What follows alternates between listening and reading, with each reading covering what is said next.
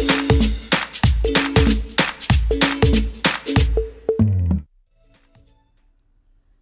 semuanya, selamat datang kembali di channel kami. Pada video kali ini, kita akan membahas sejarah perkembangan komputer yang luar biasa. Bagaimana sebuah alat sederhana yang dulu hanya bisa menghitung, kini berkembang menjadi superkomputer yang dapat melakukan triliunan perhitungan per detik. Sejarah komputer bisa ditelusuri kembali ke alat-alat sederhana seperti abacus atau sempoa, yang diciptakan ribuan tahun lalu oleh bangsa Mesir dan Babilonia. Meskipun sederhana, abacus adalah alat pertama yang membantu manusia dalam melakukan perhitungan dasar, seperti penjumlahan dan pengurangan. Kemudian, pada abad ke-17, seorang ilmuwan bernama Blaise Pascal menciptakan kalkulator mekanis pertama yang disebut Pascalian.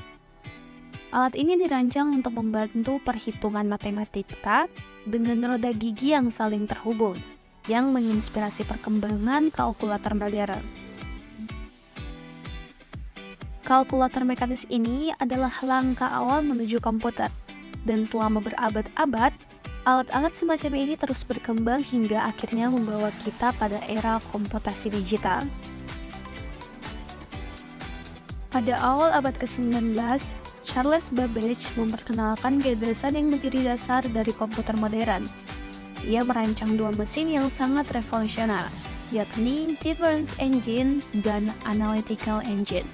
Difference Engine adalah mesin yang mampu melakukan perhitungan otomatis, sementara Analytical Engine yang tak pernah selesai dibuat dianggap sebagai desain pertama komputer yang bisa diprogram.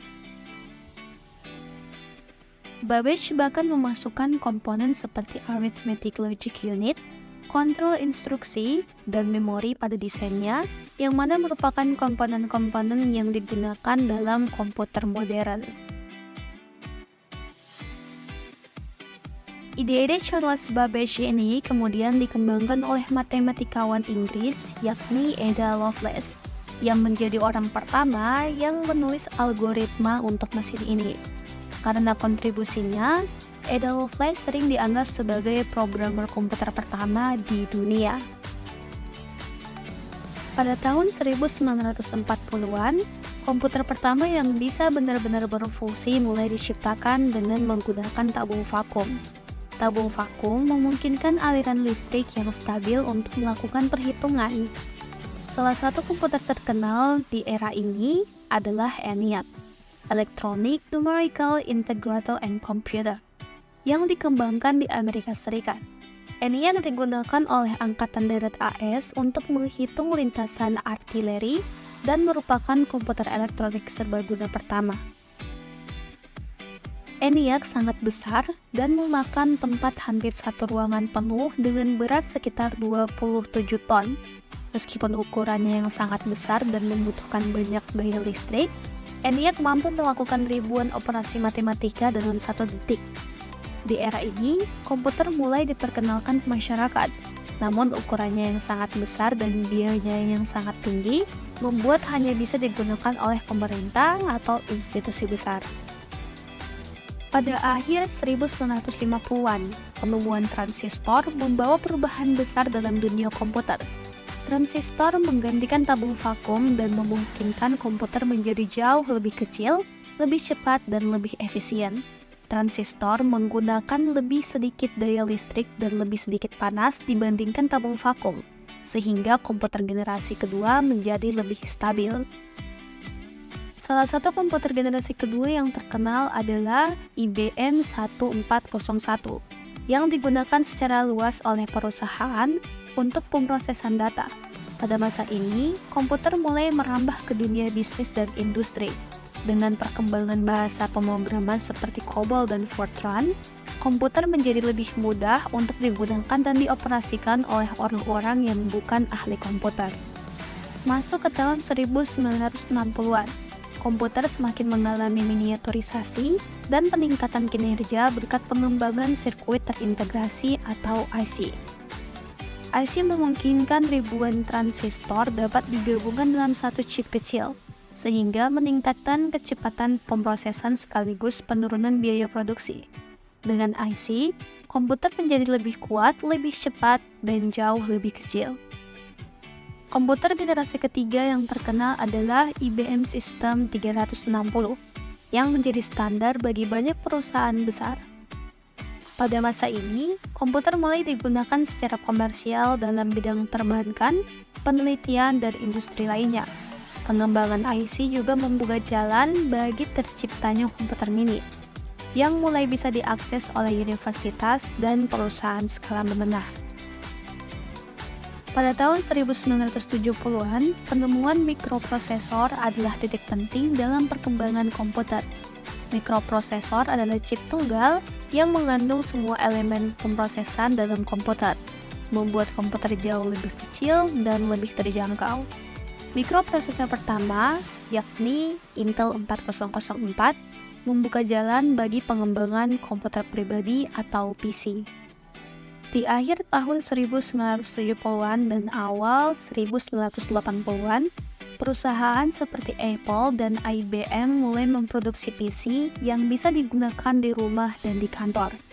Komputer seperti Apple II dan IBM PC menjadi sangat populer di kalangan masyarakat umum dan memulai revolusi komputer pribadi. Dengan PC, orang-orang mulai menggunakan komputer untuk tugas sehari-hari seperti mengetik, menghitung, dan bermain game, sehingga komputer menjadi bagian tak terpisahkan dari kehidupan sehari-hari.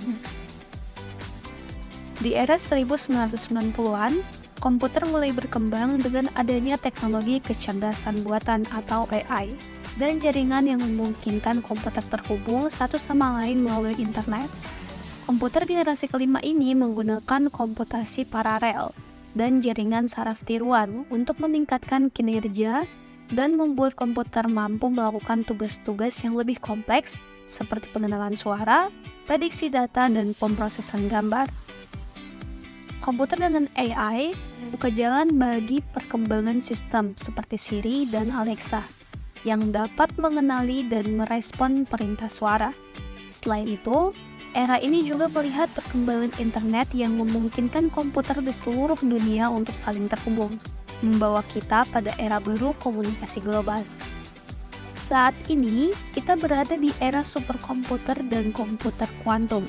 Superkomputer adalah komputer yang dirancang khusus untuk melakukan miliaran perhitungan per detik dan digunakan dalam riset ilmiah, prediksi cuaca, simulasi molekuler, dan lain-lain. Superkomputer yang dikenal seperti Fugaku di Jepang dan Summit di Amerika Serikat adalah contoh dari superkomputer yang memiliki daya pemrosesan yang luar biasa. Di sisi lain, komputer kuantum adalah teknologi yang benar-benar berbeda dari komputer tradisional. Komputer kuantum menggunakan prinsip-prinsip mekanika kuantum untuk melakukan perhitungan dan memiliki potensi untuk menyelesaikan masalah yang tidak bisa diselesaikan oleh komputer biasa, seperti simulasi molekuler kompleks dan enskripsi yang lebih aman. Selain superkomputer dan komputer kuantum, kita juga hidup di era komputer seluler dan wearable technology. Saat ini, smartphone dan komputer canggih yang bisa kita bawa kemana saja. Perangkat ini seperti Apple Watch dan Fitbit adalah contoh dari wearable technology yang menggunakan komputasi dengan kesehatan dan gaya hidup. Komputer seluler dan wearable memungkinkan kita untuk tetap terhubung dan terinformasi kapan saja, di mana saja. Ini membuktikan betapa komputasi telah menjadi bagian tak terpisahkan dari kehidupan kita sehari-hari. Dari bagus hingga komputer kuantum, evolusi komputer mencerminkan perkembangan teknologi dan kebutuhan manusia yang terus berkembang. Komputer telah menjadi alat yang tidak hanya membantu kita dalam tugas sehari-hari, tetapi juga memungkinkan kita untuk menembus batas ilmu pengetahuan, memecahkan masalah kompleks, dan menciptakan dunia yang lebih terhubung. Itulah sejarah singkat tentang bagaimana komputer berkembang dari mesin sederhana menjadi superkomputer yang canggih yang ada di sekitar kita saat ini. Kalau kamu suka dengan video ini, jangan lupa untuk like, subscribe, dan share ke teman-teman kamu. Sampai jumpa di video selanjutnya.